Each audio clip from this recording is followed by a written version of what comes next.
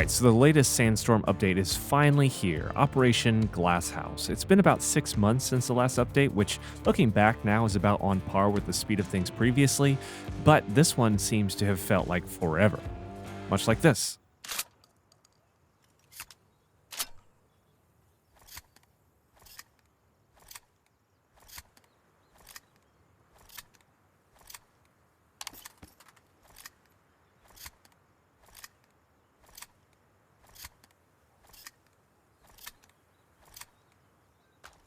We'll go with that transition and start showing off the updates. All patch notes will be linked down below.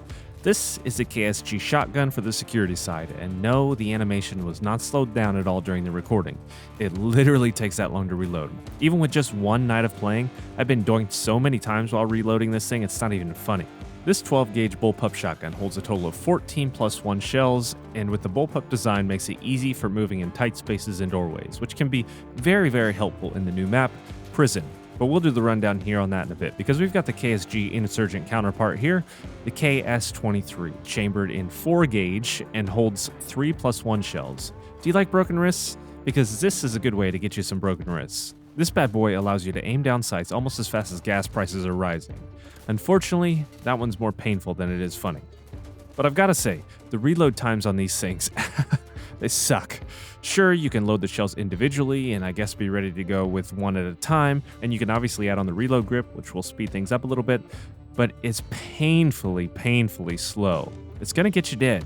These two shotguns, like most shotguns, are only available for their breacher class. They're not likely something that I'm gonna be using much outside of this video because, as you'll likely notice, my aim can get depressingly bad, so I'm going to stick with getting multiple shots downrange and adjusting my aim, that way I'm not letting those individual shells go to waste like I often do. Regardless though, close quarters is where these weapons will thrive, which just so happens to be the new map they've added on.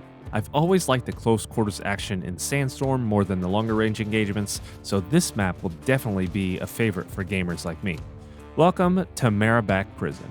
Prisoners escape, and now they're fighting against the good guys. And someone also brought a tank to the party. I don't know how that happened. So now security forces are expected to rein them in. But I've got a couple questions here. This uprising. 1. Why are security forces storming the building? There's nothing for miles. Look at this. Literally, the place is just sand. All you've got to do is wait outside until the prisoners drain their resources. And when it comes to the prisoners here, what exactly was your plan when it comes to breaking out? Where were they planning to go? Good luck with all those yellow spotted lizards out there in the desert. That's a pop culture reference from years ago. I don't expect you all to get it. Also, I'm a little upset because for some reason, Prison on local play for me is completely broken. This is the screen that I see. I'm only able to do these free shots in the replay system, and that happens to be broken too because I can't take the HUD off. So you see all these red marks here?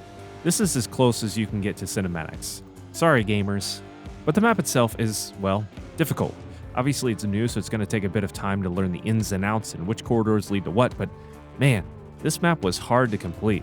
There are so many alternate routes to get to the same location, it's absolutely bonkers. Which is a good thing in my opinion. The more options, the better. But you're seriously going to have to be looking every different way and communicating with your team, or you're going to die. I haven't had a chance to play much PvP, but co-op was brutal. Night mode was almost easier because the enemy AI are less likely to see you, but this darker color palette on the screen during the daytime makes it very difficult to see, especially when you've got to keep your head on a 360-degree swivel at all times while keeping your eyes on the multiple levels available to be attacked from. It's a deadly combination. Now, onto other prison-related things, cosmetics, because if you're going to overrun a prison, you've got to look good doing it, and what better way to do that than with some free cosmetics first. This is the captive. Obviously, he was one of the bad guys, so now you can be this bad guy for free just for having the game. Then you've got the detainer here for security, and that looks a lot like a prison guard, and no wonder they were overrun. He's holding a 6-shooter. Is that standard for Marabak guards? I guess there were some budget cuts. Onto the kind of cosmetics your wallet doesn't enjoy, but you might. The SORT gear set, or SORT gear set for security forces. And I don't know what that stands for, I haven't looked it up, but you're a security guard and you can get a baton as a melee weapon, which is pretty cool. They haven't had alternate melee weapons before, so I think this is a nice addition, and I think they can flesh this out a little bit as well. So obviously enjoy that with all the melee that you're probably going to get to experience with Sandstorm. If you're anything like me though, you have had 0 melee kills, so enjoy it if you can. For the Insurgents, though, you get access to the dollar store version of the Batman villain Bane, who takes the Rona very, very seriously. Then you've got the new Insurgent weapon, the Shiv. So again, a cool little addition, but I'm not likely to kill anybody anytime soon with this. Now, onto the last cosmetic items, weapon skins. The Insurgents got a little bit creative there in the prison and have developed carbon fiber weapons. And the security has come prepared to blend in with the wide open desert environment with their woodland weapon skins. I don't know. To me, lore doesn't really matter that much, I guess. Neither do skins, but I guess this does bring a little bit variety to the field. It at least lets you choose some alternative look to your weapon, even if it doesn't really match this one. But regardless, more variety, gamers like freedom.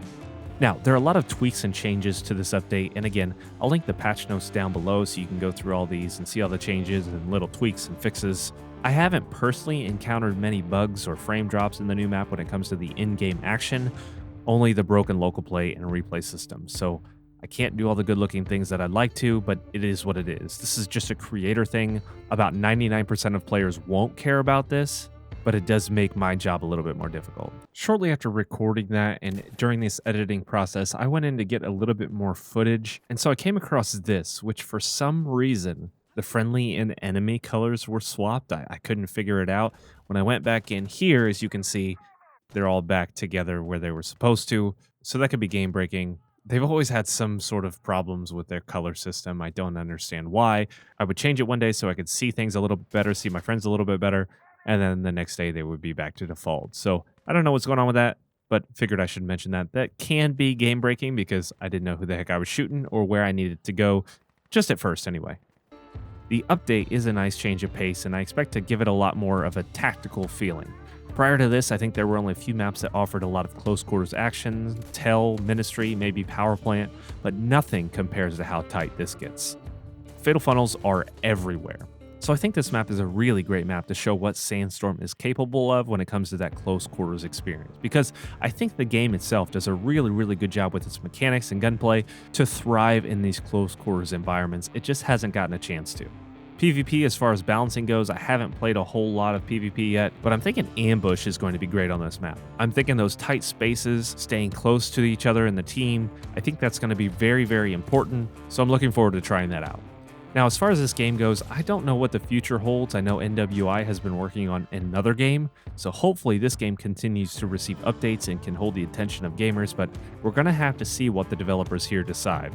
The game has been out for a little while now. It may be coming to the end of its life cycle, but the console did just have their release, so who knows? This could get another 5 years of updates. But I hope you enjoyed this rundown. Thank you so much for stopping by.